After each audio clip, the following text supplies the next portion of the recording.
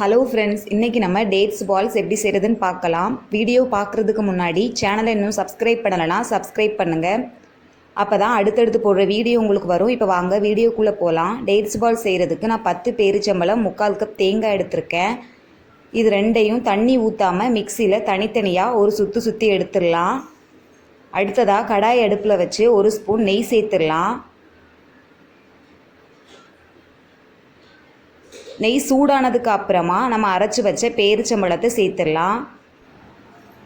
பேரிச்சம்பழத்தை சேர்த்துட்டு அதை நெய்யோடு சேர்த்து ஒரு கிளறி விட்டுடலாம். அடுத்ததாக அதில் 1 ஸ்பூன் தேங்காய் சேர்த்துடலாம்.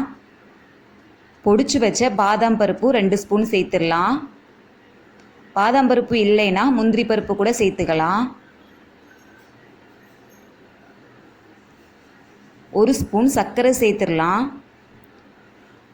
சேர்த்ததுக்கு அப்புறமா அதை நல்லா கிளறி விட்டுக்கலாம்.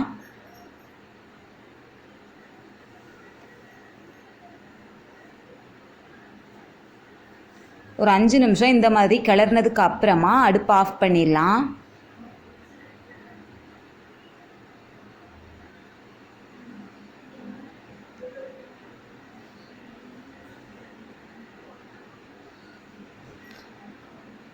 இப்போ இதை கொஞ்ச நேரம் ஆற வச்சிடலாம். நல்லா ஆறட்டும். ஆறிடுச்சு நல்லா. இப்போ இதை குட்டி குட்டி பால்ஸாக பிடிச்சிடலாம்.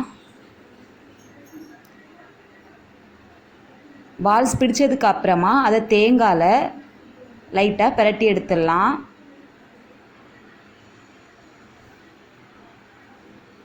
ரொம்ப ஹெல்த்தியான ரெசிபி.